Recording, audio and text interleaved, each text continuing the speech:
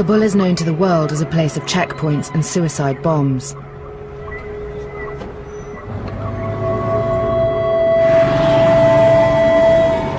But it's a city with a hidden side. We're in West Kabul, in one of the poorest parts of the city, one of the highest rates of unemployment. I'd been told something was happening here that until recently was unknown in Kabul. Hundreds of addicts gathering to buy and take drugs. We've heard that the spot is under the bridge here.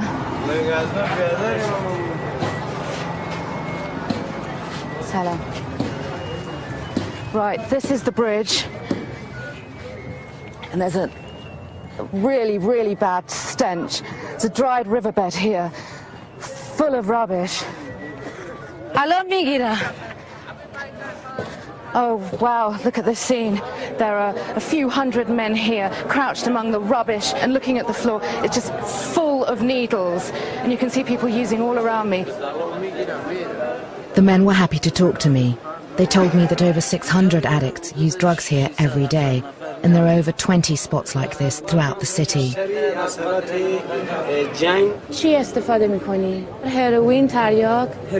This gentleman here says everybody here is taking heroin.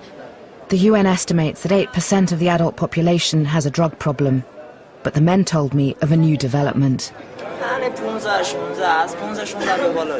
Every day, more and more young boys were turning up under the bridge, and they were all addicts.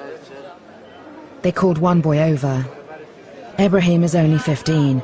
He'd been smoking heroin since he was 13. How many of your friends take drugs? Ibrahim says that 5 of his friends who are the same age as him, 15, are using drugs. He said he suffered from depression. Ibrahim says he started taking drugs because both his parents were killed 8 years ago in the war, in bombings. Other boys arrived to speak to me. The stories they told were of lives and families torn apart by the war. Najib is 16 and started using heroin when he was just 12 years old. Najib says that most of his friends use drugs. Yeah, they start young, they start from 11 years old. Over the last 8 years, drug cartels have started to refine their vast opium poppy harvests into heroin, a more addictive and profitable drug. Now the Afghan street price for powder, as it's known, is the cheapest in the world. Some of the men under the bridge said that boys hang out on top of the bridge here. We met another young addict, 15-year-old Ali, who'd been using heroin for the past 2 years. Ali says he's bought his drugs and now he's going to go and do them somewhere else. Ali's mother was dead and his father had fled to Iran. He took me to where he was now sleeping rough, in a little park on a traffic island.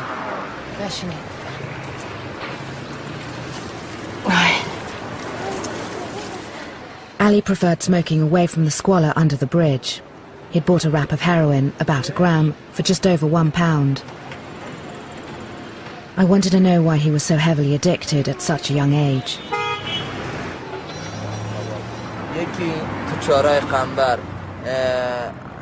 First he'd witnessed a suicide bomb in Kabul, then he went to stay with relatives in the countryside. He says while he was there, the Americans bombed his village, and dozens of people died. He saw bodies scattered everywhere. And he and other villagers had to pick up the bits of body and put them in plastic bags.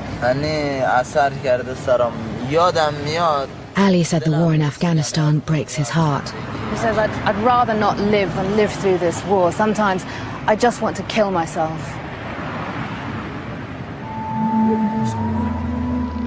The psychological damage of the war and the flood of cheap heroin have contributed to addiction rates doubling in the last 5 years. We were told that the problem was so severe among the child population that some were taking desperate measures to fund their habits. One child agreed to meet us at a safe house and asked for his identity not to be revealed. Mukhtar is 13 years old and started taking heroin after his parents were killed by shelling in the city. He explained how he came into contact with the drug. From the age of 8 years old, he used to be paid money by drug addicts to guard them when they were doing their drugs. He started to smoke when he was 9, and soon he was struggling to feed his habit. Mukhtar, how do you earn the money for drugs? He pays for heroin by working as a child prostitute. Mukhtar says there's a man who looks after me. I stay with him at night, and that's how I get money for drugs. At 9 years old, did you know what was happening to you? Did you know what sex was? Mukhtar said he'd learnt about prostitution from other users. He says that children are selling their bodies here because there are no jobs, there's no work, many of them addicted. What would happen to you if people knew? He told me that homosexual relationships and prostitution are taboo in Afghanistan. They're looked upon very badly, and if you're caught, you could be shot dead.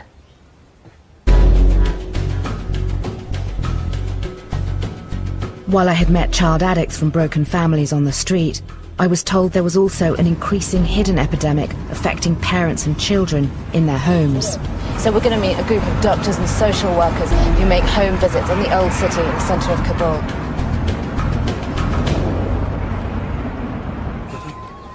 In this deeply conservative society, drug addiction is seen as a dishonour.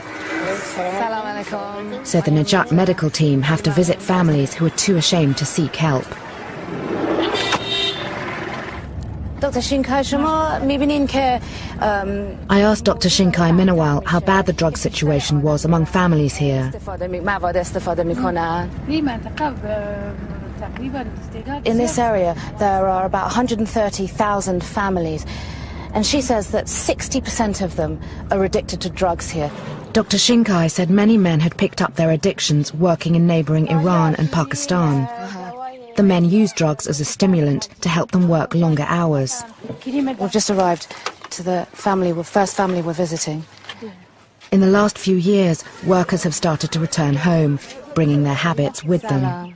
Karima's husband was one of them. He'd now passed on his addiction to his entire family. Farima says she's got 6 children, and she pointed to this little girl here and says that her 14-year-old girl smokes opium, and she just showed me her little stash of opium.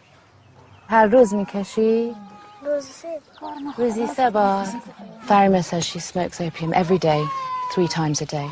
According to the UN, half of all drug users in Afghanistan give opium to their children. Okay. Everybody stop talking now because somebody's at the door outside, and they've become very nervous. There's a lot of stigma involved in drug addiction.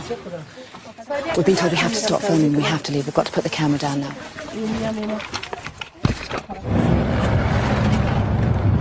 That just goes to show what a sensitive subject drug addiction can be in this country. An angry group of locals had gathered in front of the house, and they were demanding to know what the doctors and social workers were doing. So we had to sneak out the back of the house, but the doctor told us to get out the area as soon as possible, because situations like that can easily escalate.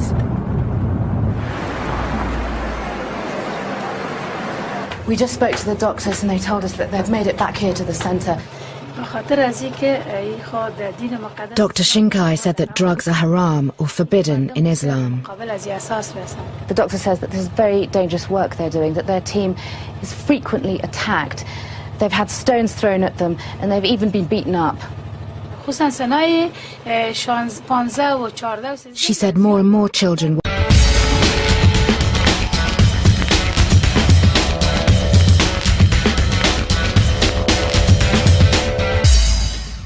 becoming addicted because the country is awash with heroin and opium. The doctor says if the government doesn't do anything about this situation, Afghanistan is going to face another disaster. I was about to discover another reason why drug addiction is destroying Afghanistan's children. Hundreds of thousands of Afghans have had to flee their homes because of fighting in the south of the country. Many have come here to Kabul and are living in makeshift shanty towns scattered across the city.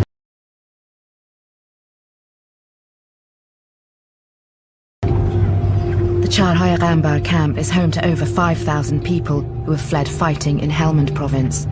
Most have no access to hospitals or schools. I'm going to meet a man from a charity called Ashiana that provides basic services for the refugee camp. He's going to take me in, introduce me to some families. Salam alaikum. Salam alaikum. نام من رامیتا هست. نام سید نجیب الله. به خاطر که این جنگ بسیار اثر کرده از سیستم Asad Najibullah said there were many child addicts here, and not just for psychological reasons. Once again, the war was to blame.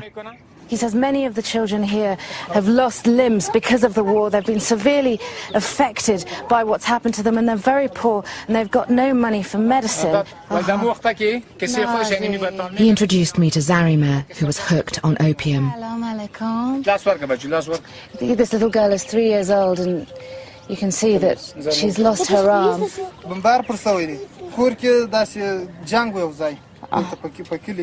Her brother told me that their village had been attacked. There was fighting between the insurgents and the government, and then all of a sudden everything in sight was bombed. They didn't care whether they were enemy or not. They bombed all the civilians, and that's when his little sister lost her arm.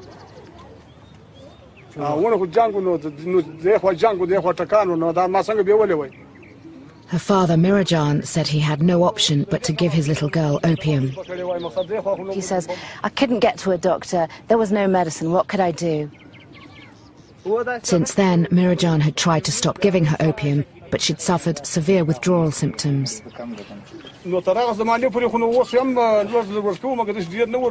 I asked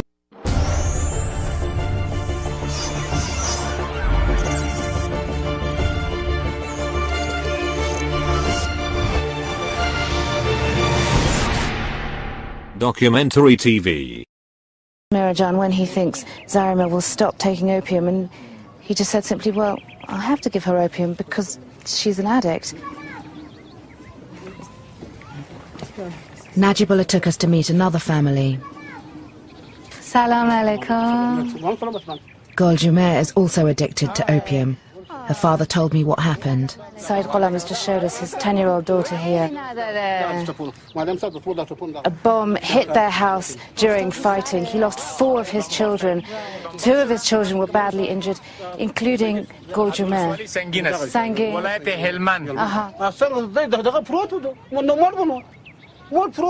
There had been no doctors in the village to help. This little girl's arm wasn't completely amputated, and there was a local man in the village that knew something of medicine, who had to amputate her arm, and you can imagine the pain she must have been in. That had happened 2 years ago, and she was still in pain. Now opium was part of her daily life.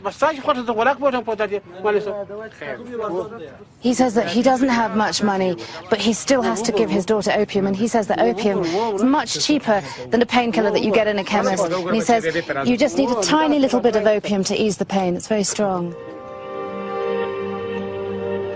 The families I met were left to fend for themselves.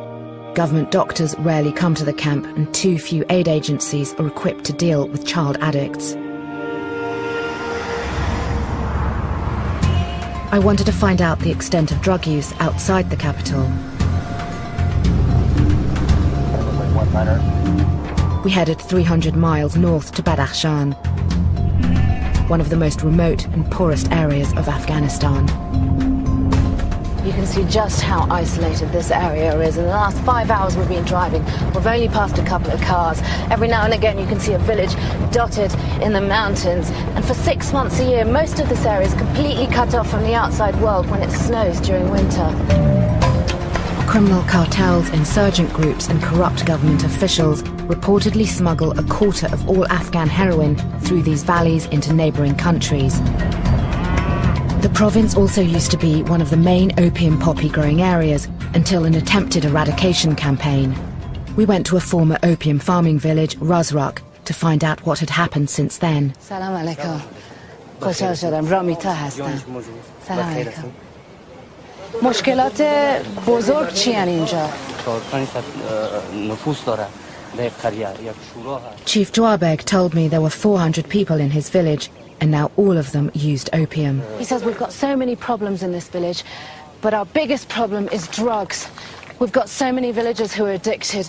Men, women, and even the children of our village are all addicted to drugs. We were taken to meet a family. Salam alaikum. Salam alaikum. Naam man Ramita hast. Talib Shah and his wife Mary Nagar told me out of their 6 children, 3 of them were opium addicts. 11-year-old Sangin Mamad had been smoking the drug since he was 3 years old. Soon as his dad said, "It's time to smoke," he jumped up, knew exactly what to do. He just put his head on the pillow and he lay down here, and he's just waiting for his dad to give him opium. Talib Shah explained his son has to smoke 3 times a day, otherwise he suffers from painful withdrawal symptoms.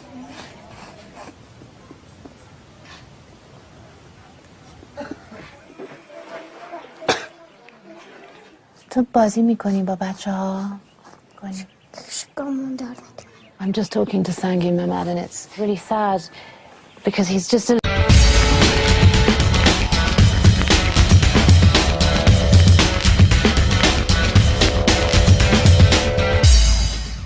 little boy, but he's just out of it. He's talking to me in a whisper, you just saw, and he says that when he doesn't smoke, he feels real pain. And I asked him, do you ever go out and play with the kids, play with other kids?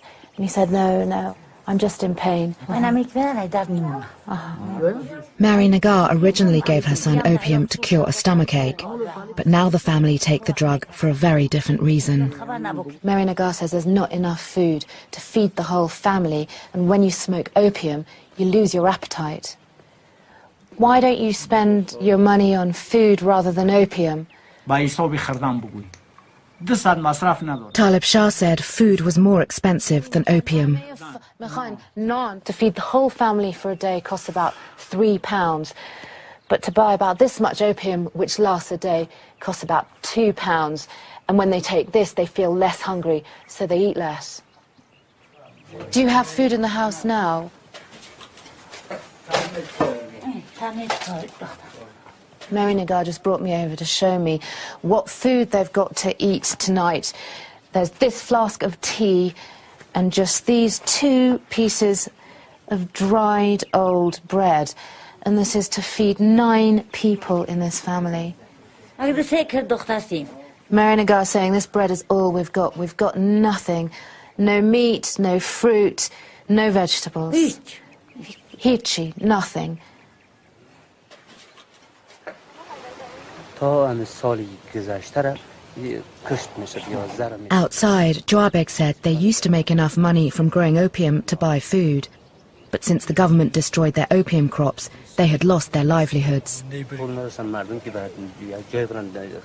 Along with not being able to provide themselves with food, he said they no longer could afford basic medicine. Opium here is the answer to everything. They rely on drug dealers that come round from village to village, he says, selling the drugs, and they service the whole area.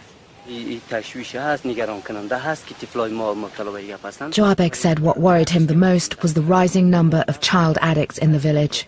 The chief said it will be a disaster if the children of the village are not treated for drug addiction.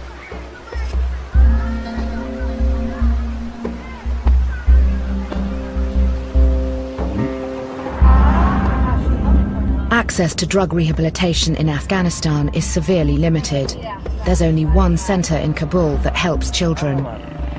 Funded by the US State Department, Sangha Amaj was originally set up to treat women. But recently, patients were turning up with their children, who were also addicts.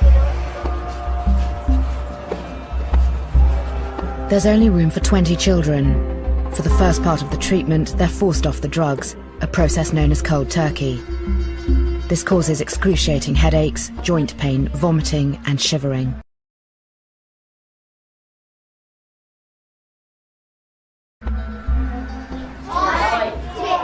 I was taken to see a new arrival, 9-year-old Qalandar. This little boy has just arrived today. Today will be his first day in detox, his first day of withdrawal, and he's addicted to opium. And you can see he doesn't look very happy, he doesn't look very well, and you can see it in his eyes. The children here were at varying stages of their 45-day treatment. Most of them were from poor families whose parents had heard of the centre through word of mouth.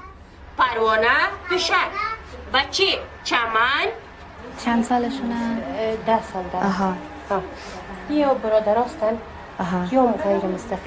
teacher's just been going along the row of children, telling me how old these children are, what they're addicted to. All of these little children on this row are addicted to heroin. It's just incredible. They're so young. It's hard to believe that we're in a room full of drug addicts, and they're all toddlers and tiny, small children.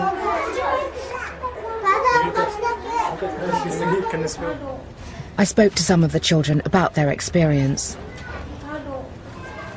These little boys are in detox right now. It's only their third day. I asked 5-year-old Yahya if he knew why he was here. Yahya said that I'm here to kick the habit because I'm on powder. He means heroin.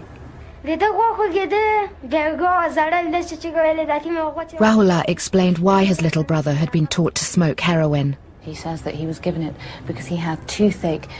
He says that his addiction got so bad that he'd cry when he didn't have it, and he'd start chewing old bags of heroin. 12-year-old Chaman became addicted by inhaling her father's heroin smoke. I asked her if giving up was hard, and she said, it was really hard. It took a week, and the whole of my body burnt and ached.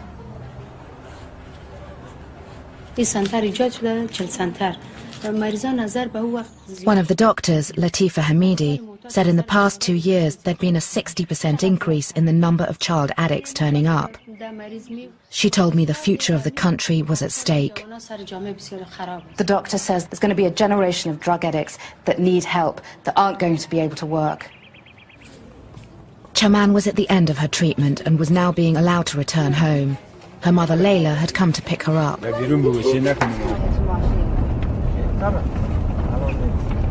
You can see that Chaman is smiling now. She was crying when she left the centre. That's because she's just found out that her father's not home.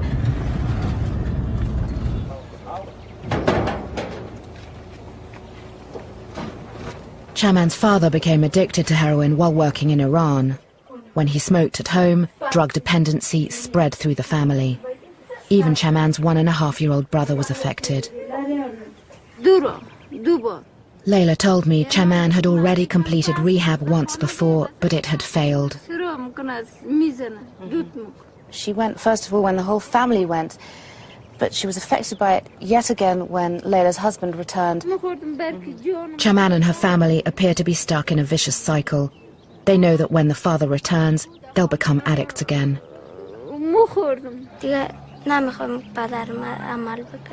All Chaman wishes for in her future is that her father stops using heroin. She says, I just want him to get better. UK aid to Afghanistan is being increased by 40%. None of it is currently dedicated to any drug treatment programs. While the world's focus is on the fight against the Taliban, Afghanistan is being consumed from within by an equally serious and long-term threat. If you want to find out more about drug addiction in Afghanistan or any other issue covered on Unreported World, please visit our website at channel4.